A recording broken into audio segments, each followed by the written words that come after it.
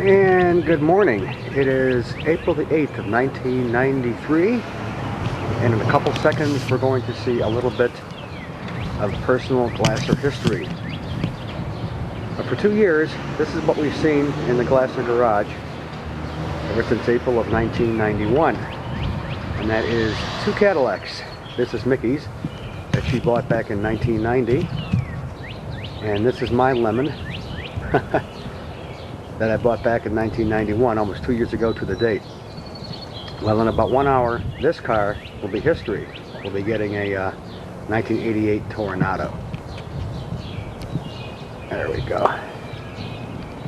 So this is our last look at 2 Caddies in the garage at 1222 Belrose. And there we go. See you later. Well, here we are on tax day 1993. It is April the 15th. Looking at Reeve-Mobile number 9. We now have moved to an Oldsmobile, and we have a 1988 Oldsmobile Toronado. A nice windy, sunny day in Cleveland. It's about 76 degrees, and I've had this car for 1 week. Got it a week ago. I thought, well, it still looks pretty good. Let's get it on video. First two-door I've had since the 1974 Grand Am. But this is only made in a 2-door style.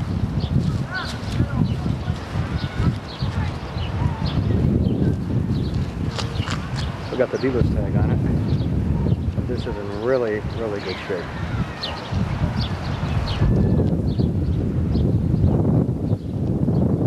First car I've ever had with a sunroof as well. We're going to open that in a couple of minutes. Here's the interior. Same color blue as my Cadillac, oddly enough. All leather, very plush. Digital dash, which of course is what I like. That's what I bought the car for. This is the second car I bought the dash for. This is the second car I bought for the dashboard. And we'll show you that in a couple of minutes. Usual controls for the window, power seat, 6-way power seat, and of course the outside rear view mirrors. Again, this is like a deep blue, same color as my Cadillac was. The back seat of this has hardly been sat in. It's really in great shape. In very, very good shape. Very, very clean car. And it's got the reading lights like the Cadillac did. So it's loaded. It's loaded. And we'll get you an inside video of the dashboard and the radio and all that in a couple of seconds. Okay, we are now inside the car, about 3 feet away from the dashboard. And when the dash is on, this is what it looks like. When the dash is off, this is what it looks like. You have nothing. But here are all the gauges. Very, very similar to my Pontiac 6000 STE. Very, very similar. There's the mileage, and of course we have a, that's how many miles I've driven in a week. There's your volts, temperature, speed, fuel, and oil. Down here is a very clever thing called the information center, which has many functions. It doubles also as a tack. Hit a button and you have a tack. Let me get a little bit of air in this thing, it's awfully warm.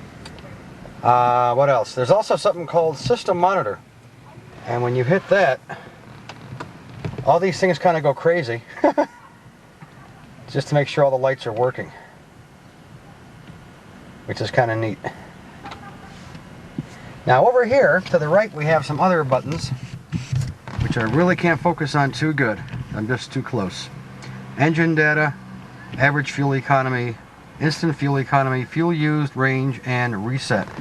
Very similar to my Pontiac 6000. I'm going to turn the car on and show you what all these different things do. Okay, top button is engine data, and what that shows you is, guess what? Engine data. Begins with the RPMs. Hit it again. Coolant temperature. The car, of course, is still cold. battery volts, oil life index, which goes from 100 down to 0 and tells you when you really need an oil change. And that's it. Average miles a gallon, very similar to my Cadillac. Instant miles a gallon, of course, is 0 because we're not going anywhere. How many gallons used since the last fill up or since I reset it to 0.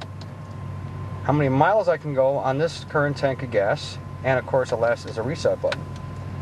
I usually keep it here on average miles per gallon.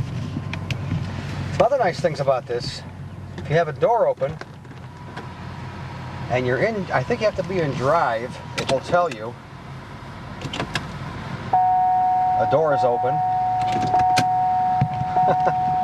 And it has little reminders like that. If your windshield washer fluid is low or your parking brake is on, whatever, the information center tells you that.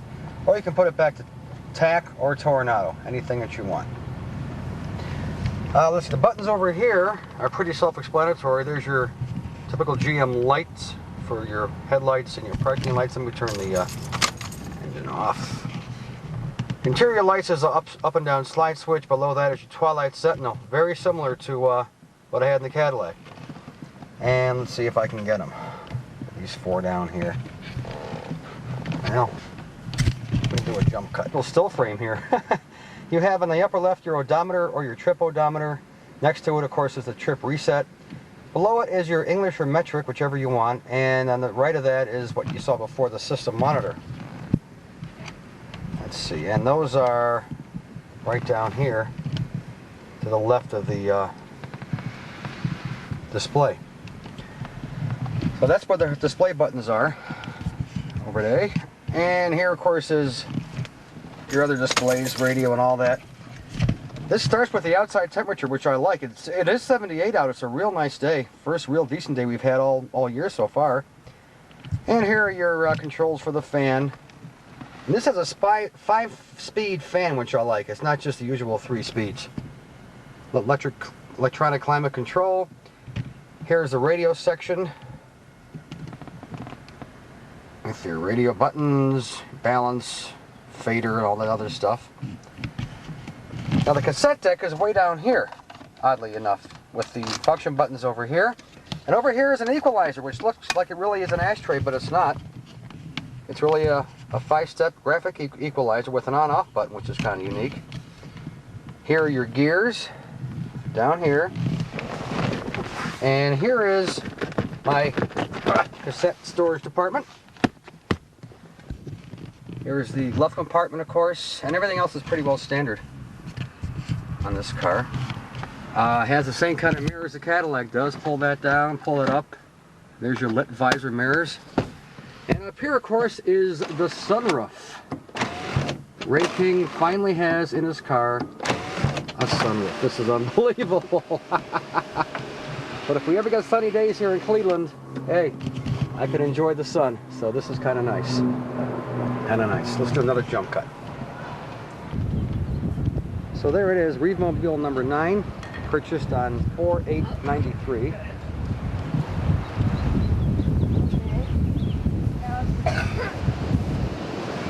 And our first Olds ever. So that's it from tax day of 1993. We're going to sign off and we'll see you later.